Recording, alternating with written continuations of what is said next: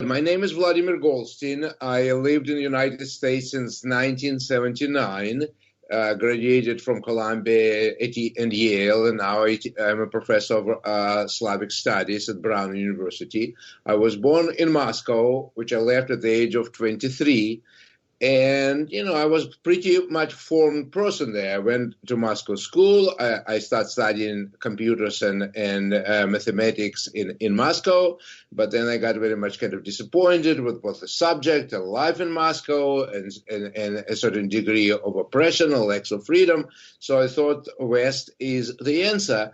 So I just arrived, to the West, and I was pretty lucky, got a good, interesting job, interesting education. But recently I've been haunted by this strange kind of deja vu feeling that, something which from what I ran away from in Soviet Union is being replayed as a bad nightmare in front of my own eyes. So that's my God, well, that's frightening, isn't it? But can you just say something about you at age 23? What year was that, and what was going on at the time politically? That's a fascinating something that. You as a young man suddenly decide, right, I've had enough of this. I'm going to do a bit of, and of course, this is something which happens with lots and lots of particularly young men around the world, is they decide, right, before I settle down, before I, absolutely establish myself in a career, I want to make sure I've seen a bit of the world first. And it's brilliant that in the modern world, it is possible to do this. But so can you just tell us about what happened to you and what it really inspired you age 23? Yeah, well, it was 79, and the only way, for starters, if you are a Russian citizen, it was next to impossible to travel. Because, basically they didn't want Soviet citizens to go abroad, to see things, to maybe possibly to escape, and so on. So there was limitations there. But there was limitation in terms of many things. If you remember, it was still continuation kind of of the 60s, rock music, fashion, Western films. We had tremendous difficulties kind of watching it. So you'd hear about the United States or Great Britain, young people with wild hair. I was going to the college, and we were forced to cut our hair. I couldn't wear the hair I wanted. For young person, it was important. I had a beautiful black curly hair. I wanted to flaunt it. So all that type of thing. Plus, there was really increased kind of unfriendly atmosphere. There was definitely anti-Semitism. I went to a very good mathematical school in Moscow. Then I wasn't accepted to college of my choice, precisely because this college was preparing a lot of people for military, for engineering, and they wouldn't accept Jews. Consequently, Jews were not very happy, and they would sort of emigrate. So it became kind of vicious circle. So I felt that I wasn't very happy with my education. I wasn't very happy with my freedoms. I felt stifled by absolutely kind of boring, repetitive, uniform discourse on TV. Only virtues of Soviet Union, only vices of the West, only, constant fear. There was still, you remember, some kind of denunciations. Solzhenitsyn writes something, he's an enemy. So the dissent was suppressed, and people practiced a lot of self-censorship, which I hated.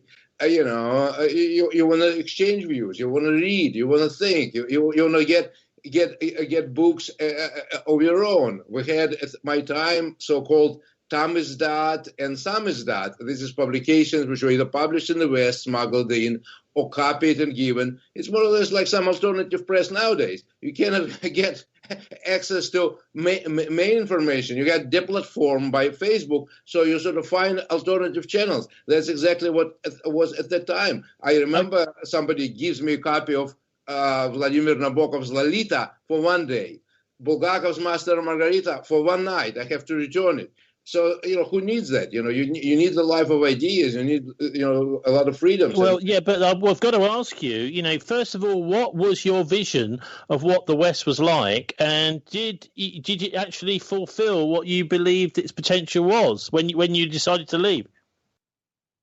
I think, actually, don't forget that I was a young person, 23, and my vision was colors. First of all, colors. a relative friendliness, because the 70s in Russia, people were kind of pretty grim, unhappy. Economy wasn't doing very well, so there was unfriendliness, kind of grayness, and no music which I like, no this and that. So I was pretty happy when I arrived to the West. And plus, I went to Columbia. I got pretty good education. Only with as time unfolds, I began to see sort of rather big issues. And especially the first round of lying, which was for me a very rude awakening. Maybe other people have a rude awakening later. For me, it came in 95, 99, this period when out of the blue, Serbia is being bombed by NATO and declared the enemy, even though I have Serbian friends. I know the reality. They were not the enemy. There was a complicated situation, but somehow I saw how one particular nation, be it Jews under Germany, be it sort of foreigners under Soviets, be it sort of any other undesirable nation, they are appointed bad guys, and the whole NATO started bombing, and there was total uniformity. I remember I was very angry, and at that time I was a professor at Yale, and I write letters to the Nation, to New York Times. Nobody published it. Nobody, God forbid, you want to say something different. And for the first time, I felt absolutely silenced, like my dissident friends back in Moscow. So so that's the breakup of Yugoslavia, the former Yugoslavia, by NATO. Yes, there's a lot of people have pointed to that as a very important episode where this was an example which was not under a strict Soviet system. It was much more relaxed than, and of course there was the famous standoff between Tito and the Soviets, where Tito dared them to invade him, after the Second World War. So they were an independent state. Absolutely. So look, but before we go on, are you allowed to give away some trade secrets about how you actually managed to get out of the Soviet Union and how easy or difficult that was? All right, that's a very good question. It's not that complicated. Again, on many levels, I mentioned that at my time there was kind of a certain anti-Semitism, and Jews were not accepted to good colleges, or it was sometimes good jobs. But on the other hand, Jews had an opening. They could emigrate because there was this politics between Russia and the United States, and Carter and all this kind of pressure. Was you will improve trade relationship provided you allow Russian Jews emigrate. So luckily we had some distant relative living in Israel, my family, and he sent to us an invitation that come to Israel, visit us, and stay with us.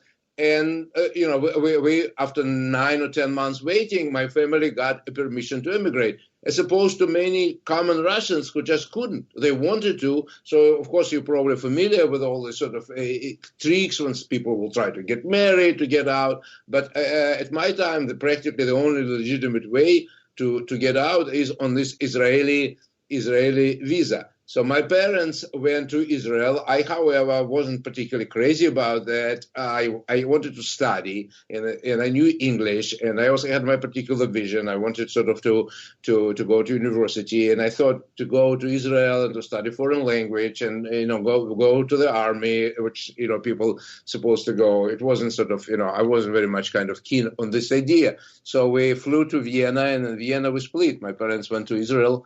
And I went to the United States. Anyway, I know you're making some comparisons between, you're beginning to anyway now, after Yugoslavia, seeing that the West isn't necessarily as free as you thought it was going to be. And, of course, things have gone downhill quite a bit since then. Absolutely. It was, what shocked me the most about Yugoslavia is absolute lack of alternative points of view, of a debate. Somehow I felt like in the Soviet Union.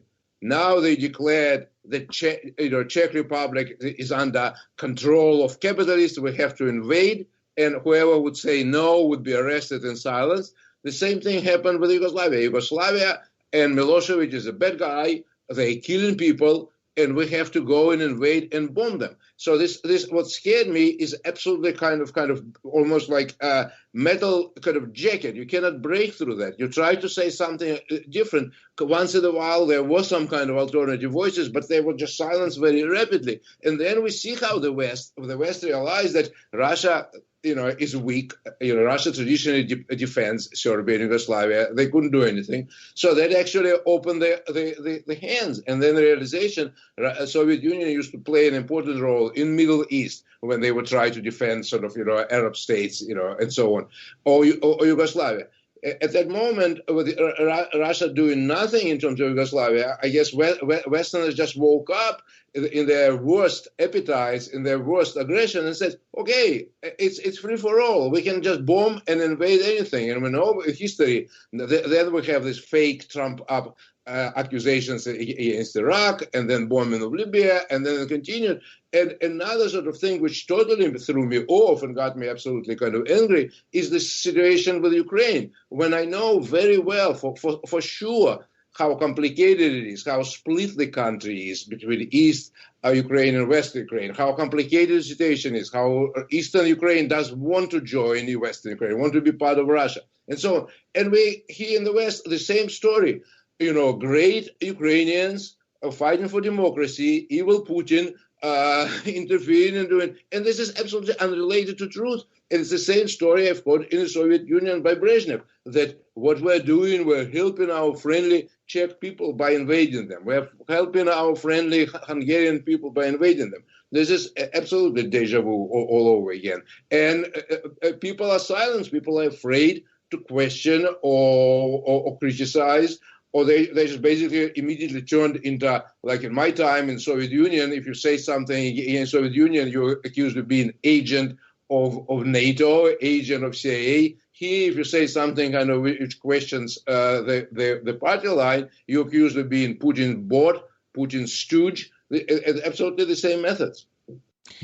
Yeah, so we've just had World Press Freedom Day last week, and there's virtually zero mention of either that or Julian Assange in the Western press. And certainly many of my journalistic colleagues are watching very, very closely what's happening to him, because we've noticed that he has really spilled the beans on some of the most horrific war crimes. But not only that, the fact that much of the state apparatus in the West is being used to actually spy on citizens, but also to spy on these kind of protected groups like politicians, journalists and lawyers too. That's all very, very sad and very, very disturbing, because when I was growing up in Russia, we all hear of how evil KGB is spying on its own citizens, controlling, directing, making visits to the editors of newspapers when they publish something which is a little bit deviate from party line. But I realize that the scope of, CIA penetration here, it might be even deeper than, KGB at its worst day. This is not right. The way Snowden and Assange are treated.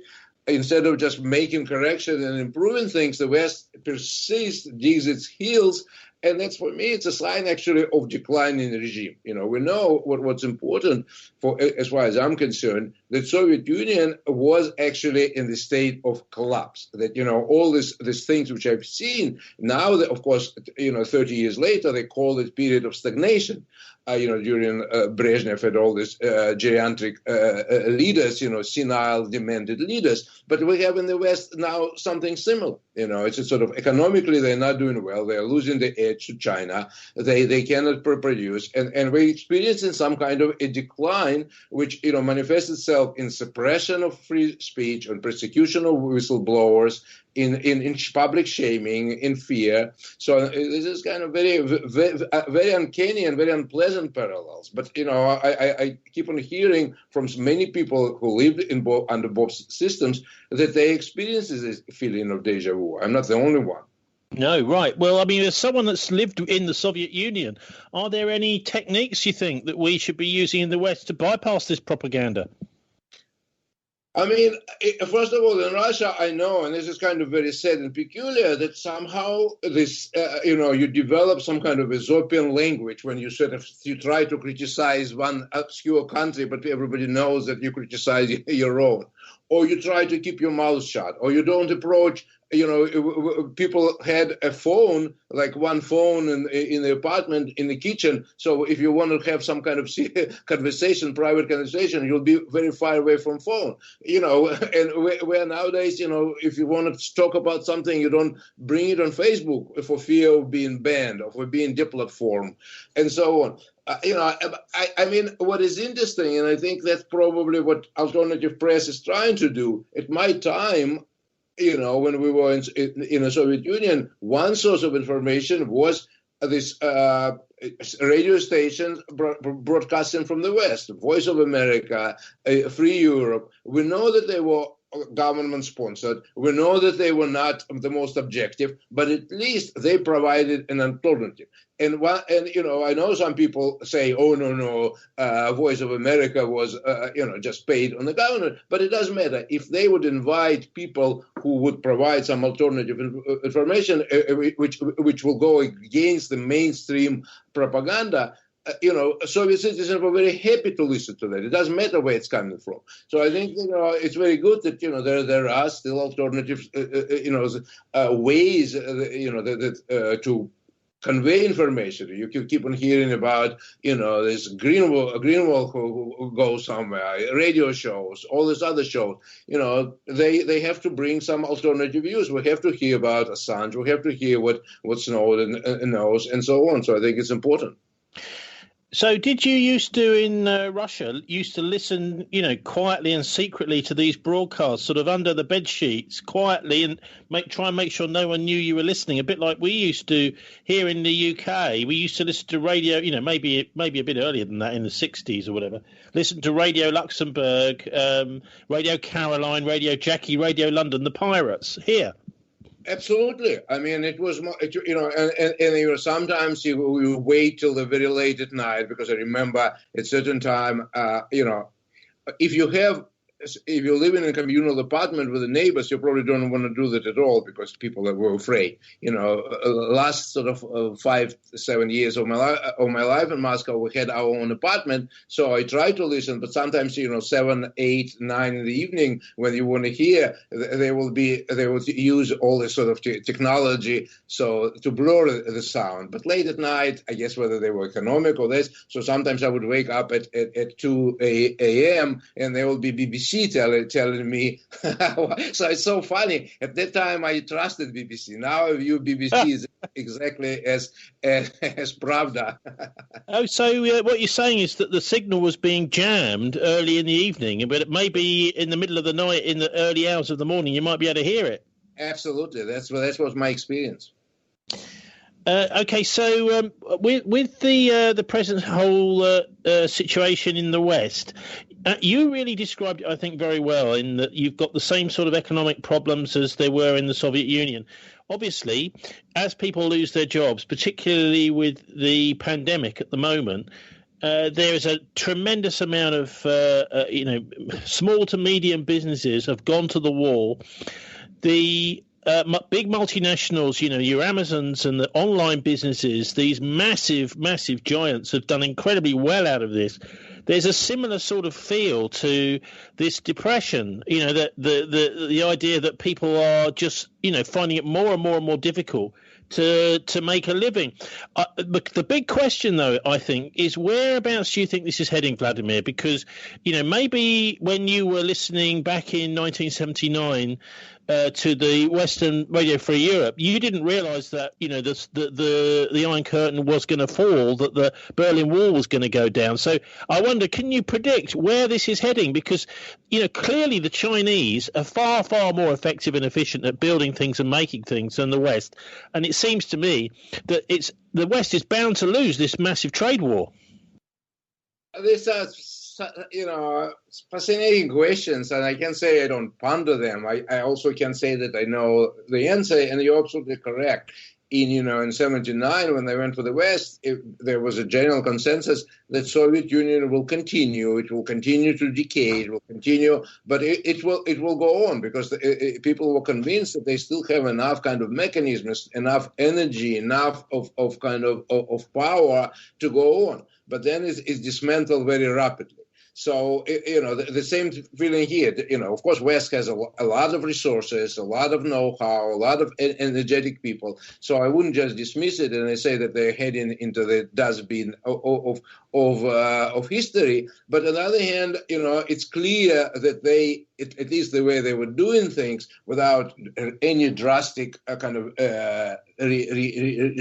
rethinking, they are getting more and more irrelevant. So, in other words, what fascinates me nowadays about the West is like fixation of this identity wars on some kind of, the main concern of everyone is Oscars and some kind of TV shows, that they don't have enough representatives of all kind of minorities. These are important issues, but I think, we have to face like fundamental issues. Like in Soviet Union, they had to face, are we as a system viable? What can we do to make it viable? The same thing here. The system which allows, Amazon to become rich and some kind of companies to become rich, and then impose some kind of identity politics on the rest of us as a panacea. I don't think it will succeed. My hope in terms of prediction is that there will be enough people who would wake up in the West under the sort of Chinese, domination, and they would present at least some kind of alternative. It doesn't mean that any system has to have an upper hand. That's what we have to learn. The people, history, culture, tradition, they can develop in their own way. But I think if the West doesn't do anything, they will collapse like Soviet Union did. Well, maybe.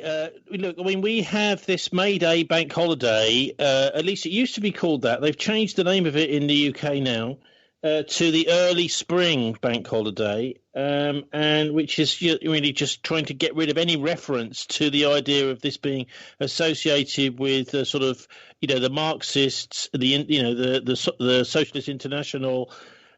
May Day thing which goes on in Moscow, but in Moscow it's very, very, very different. It's a big military parade, the latest military technology on display. With the president there saluting the troops, the troops saluting back. It's a massive show of force, but it has an extra edge to it this year because we've had this incredible diplomatic spat between the United States and Russia, with initially the Russian ambassador being withdrawn from Washington, and then the other way round, the American ambassador to Moscow being asked to leave. Now, this, I believe, is the first time this has ever happened, that there is no ambassador from Russia in Washington and no American ambassador in Moscow. I just wonder what you think the significance of that is, because I think it's been downplayed in the Western media. I think it's significant, but I think West gets as much out of it as possible. They probably enjoy presenting Russia as an enemy, casting Russia as an enemy, going through the motion of doing something. Ultimately, it is a red herring. Because if we go back, Soviet Union was a real powerful system, and it was like on many levels adversary to the West, on economic level, ideological level. Russia is absolutely not an adversary to the West. So that basically it's all Trump-up charges. They used to blame, in the West, certain minorities, certain this, so that now they cannot do that. So they create their scapegoats in the form of Russia. It's like a way of distracting population. Identity politics at home. Russia is an enemy outside. And a pandemic is coming over, so the public is too busy, too scared, too paranoid to ask the government to actually modernize American type of capitalism, because it's absolutely it needs new thinking, it needs new blood, it needs more government involvement, it needs more government programs. It's absolutely obvious. Now it reaches billionaires in the United States say that. They don't want to do that. So it's much easier to blame Russia and to get the ambassador out. And Russia just probably responds in its kind. I think they're getting more and more kind of disappointed in the West, but they need to have enough armies. Who knows what kind of we know that when the West in the 30s began to decay, they ended up with Hitler. So Russia has to be ready. They don't want another decaying NATO kind of system which would decide to invade. So I think they're correct to be prepared. But I think the West using Russia as an enemy is ultimately a red herring, as a way of distracting their own population from real burning issues of the day. But if you don't mind, I think you've avoided the question there, really, because the idea that there is no longer any diplomatic relations between Washington and Moscow, it surely is unprecedented. This whole situation has obviously been started by Putin. In withdrawing his ambassador and then retrospectively the other way around. We've also seen lots of expulsions of diplomats. We've seen many of the correspondents from the various TV networks. It really does look as if there are very clear messages being sent one way or the other way that there literally is no diplomatic relationship. And in that sort of situation, anything can happen. I mean, we've got this. We've got various flashpoints around the world where obviously it's going to be very, very important that there's that hotline between Washington and Moscow. This is very important, but I think I don't think I was avoiding, but I think what is happening now, I'm not surprised, because this recalling of ambassadors is more or less making explicit which was implicit, because that was kind of Russians were concerned many times, for many years, ever since probably Ukraine, for sure, when there was a certain moment when Merkel said that Putin lives on a different planet, to which Russia says, no, you guys live on a different planet. We are neighbors, relatives, parents, children of people who live in Ukraine. We know what's going on there. Don't tell us what's not going on. And the West would say something different. So there's total failure to see eye to eye. So, there's a very famous term which Lavrov, the Minister of Foreign Affairs, introduced, недоговороспособные. That's a very long Russian word. They're incapable of any kind of agreements. So I think that's what Russians formulated about the West, which basically cannot agree on anything. So having ambassadors was just basically, ambassadors were this not a real role, because they were not capable of communicating. No, okay, I understand. Yeah, I mean, I think you've explained yourself very well. But I mean, to me, it's this is almost unthinkable. Something like Cuba. The Cuban Missile Crisis could happen now, and there's no proper diplomatic relations, which is quite a frightening prospect. But anyway, look, you've talked quite a lot about the this identity politics, and I find this quite fascinating too. I suppose because what you've got is an almost obsession with equality, and that's not, in terms of, proper balance, but it's almost a kind of numerical equality where you must have X number of women, X number of men, Y number of men, X number of same-sex couples, Y number, almost like that. That is the way equality is being framed, and yet the imbalance between rich and poor is expanding at a massive rate. And this is actually the most important equality, is whether you can feed your family and feed yourself or not. This is absolutely excellent point. That is, so we came up again with this red herring equality, like at the expense of real equality. So you can live in this absolutely sort of awful conditions. You have difficulties getting good access to medicine or job, but people who look like you, who might happen to be like from some minorities, they are getting awards in Oscars. And you should be happy for that. It's ridiculous. If your family is crying and doesn't have food on the table, even if somebody who looks exactly like you gets an Oscar and gets a chance to buy another mansion in Hollywood, I don't think it makes you warmer or give you a better shelter. So it's like a hypocrisy. But what is interesting, we had the same hypocrisy under Brezhnev in the Soviet Union. It was the same thing. Certain people would say wouldn't have access to job, wouldn't have prosperity to growth, but there was numerical, exactly like you said, there should be numerical orders that certain amount of people from that republic should be positioned in this power, certain amount of this. So there was a book about Soviet Union about 1930s, which was called Affirmative Action Empire. So Soviets, they went through that. When they tried to sort of, to have this tokenism at the expense of real equality.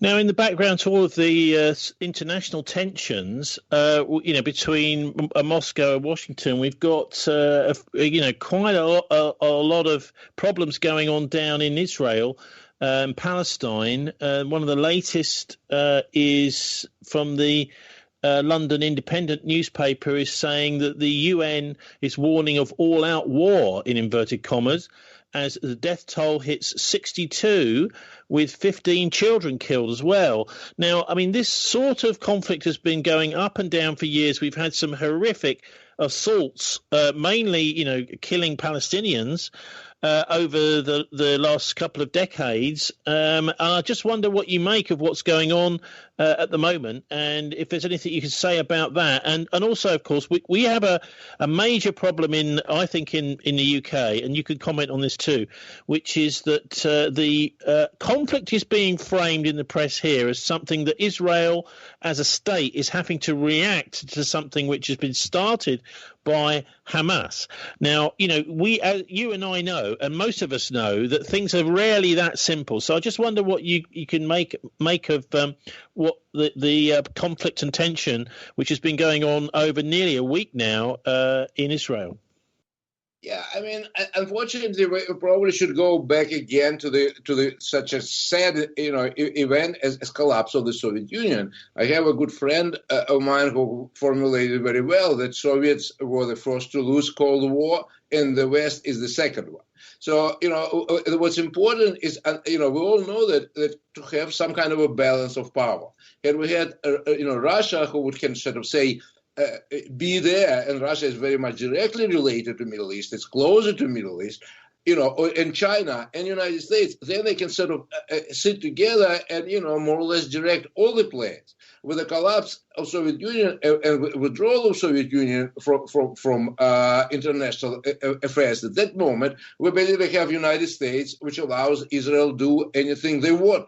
And, so the voice of the Arabs are more or less were left to themselves to fend for themselves, as opposed to sort of, before that, at least there was some kind of balance of power. And balance of power, it might be, we might complain about, Soviets supporting certain kind of dictators and Americans and other ones, but at least there was some peace. And there is, always like to this, old proverb that bad peace is better than a good war. So, but now we have all the chances for a good war. That is, the Soviets, Soviets and Chinese should be brought in, and they should sort of argue and represent the interest of all the players in the region, outside countries, Palestinians from outside Israel, within Israel. They have to be heard, because otherwise we basically have the same unfortunate situation of the same narrative: American-driven, sort of Israel-driven, bad Palestinians and victim Israelis. And I agree with you. Situation is much more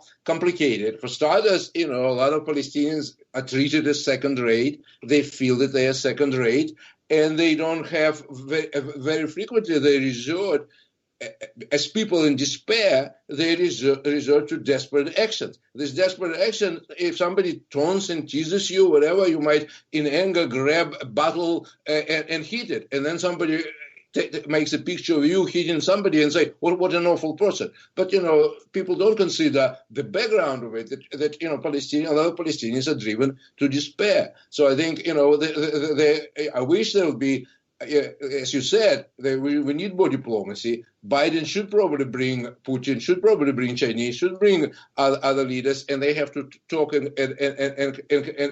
bring some kind of resolution. But without it, it will be the same narrative. Anybody who criticizes Israel will be accused of being, kind of anti-Semite supporter of terrorists, and this is very one-sided. So in terms of what's going on in England, I remember there was a situation in England when the leader of Labour was immediately just accused for being anti-Semite, for being sympathetic to Palestinian side. And this is two different issues. You can be anti-Semite and not be sympathetic to Palestinian side. You can be absolutely kind of admirer of Jewish people and sympathetic to Palestinian side. But somehow the merging of these issues it's another thing which bugs me about, as I said, anyone who criticizes the West now is Putin bot, Putin stooge. In my time, everybody who would criticize Soviet Union will be CIA agent, fascist collaborator, and so on. So this simplification, this Manichaean world of dividing of the world into black and white is not right. It's absolutely kind of abusive, and it's a sign of, I think, is a decline and more contortions and more violence. And that's what we might see in terms of like the whole war in the region. I don't think it will unfold, unfortunately, because the forces are not equal. So there will be violence until somebody sane will stop it. But one of the things that's been going on in the UK, Vladimir, is that anyone that is criticizing the media, saying the media is biased in favor of Israel, is also many people are actually also being accused of saying, well, you're anti-Semitic to say that. No, that's really silly. It's again, if you just dare to question anything, if you dare to question United States, Ukrainian policy, you are pro-Russian or something. That's basically using labels, using stereotypes, using kind of threatening language, because we know in post-Holocaust era, the term an anti-Semite is like the term of you're a baby killer or something. So this is a charged term, and it should be used sparingly and for a good reason. Criticizing the policy of any government is absolutely legitimate. Questioning the policy of any government is absolutely legitimate. So it doesn't lead anywhere. What we have to remember is people on the ground there are suffering, are dying, are being bombed, are being threatened, are hiding in shelters or wherever. So that should be stopped, rather than sort of exchanging meaningless kind of labels and throwing them at each other. It's a pretty low thing to do, I think. But anyway, I mean, the other thing is it's being framed very much in religious terms between Islam and Judaism, and we've seen scenes of Israeli soldiers in the Al-Aqsa Mosque again. I just wonder, whether you think this really, I find it difficult to frame it as a religious or a conflict of faith when you've got soldiers in a mosque. No, I agree with you. It's politics. It's definitely very serious social issues. The opportunity for people to grow, to develop. I'm sure that, if Palestinians, both within Israel or in Gaza territory, had possibility to develop economically, they would just, will pursue the improvement of their life rather than doing anything. I think in general, religion is very important for people, but trying to cast things in religious terms, it's another way of obfuscation. Definitely. Yeah.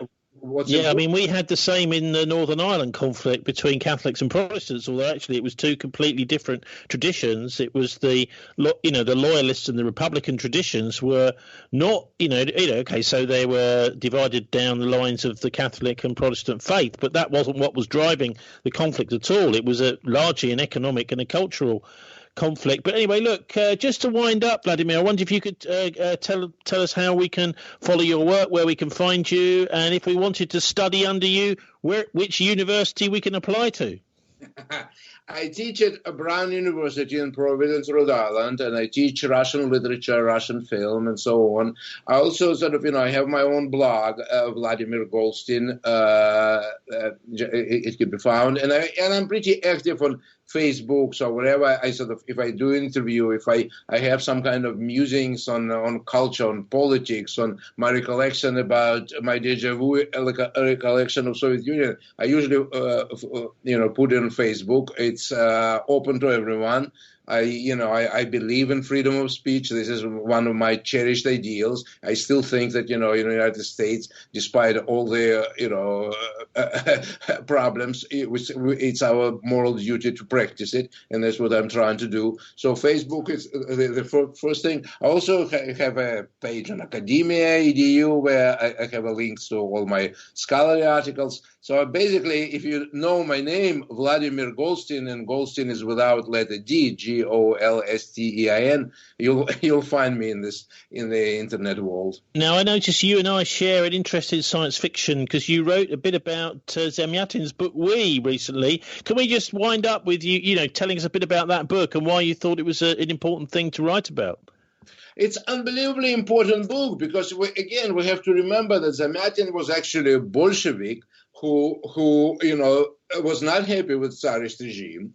Then he was also working in England, actually building icebreakers. So he has a lot of opportunity to explore the West and live in England. Then he comes back to the Soviet Union after revolution and starts seeing some things which he actually didn't like. He started recognizing certain features of capitalist England, which he didn't like, certain features of Tsarist Russia, which he didn't like. So he imagined that if these bad things are pushed to the limit, then we're going to have this awful kind of autocracy, awful hypocrisy, awful kind of control of the government under this fake pretense that this government is great benefactors, but in fact exploits people and abuses them and suppress anything alternative. So he kind of predicted it. And what is interesting about him, his vision applies to both systems. His vision sort of saw the worst in the Soviet Union, and Orwell recognized it right away as kindred spirit, and saw that it can be applied sort of all over the world. Because unfortunately, and that's sort of what we all have to be concerned with, this creeping autocracy, creeping big brother who wants to take away your freedoms and turn you into a number, obedient number. It's not just out there in the Soviet Union, out there in China. It's right here in London and New York and Providence and many other places. And that would have to be very well aware. And I think Zamyatin he wrote this in 21, 23, 24, very early, much earlier than anybody else. So that was said that he saw this creeping, tyranny already at that time in the Soviet Union. Yeah, I can remember reading it and thinking it was a fantastic. I mean, it was when I was in my late teens, early 20s, and thinking it was brilliant the way that it was talking about problems on both sides of the Cold War divide. Anyway, Vladimir Golstein, thank you very much for joining us again. Absolutely. Thank you very much for talking to me.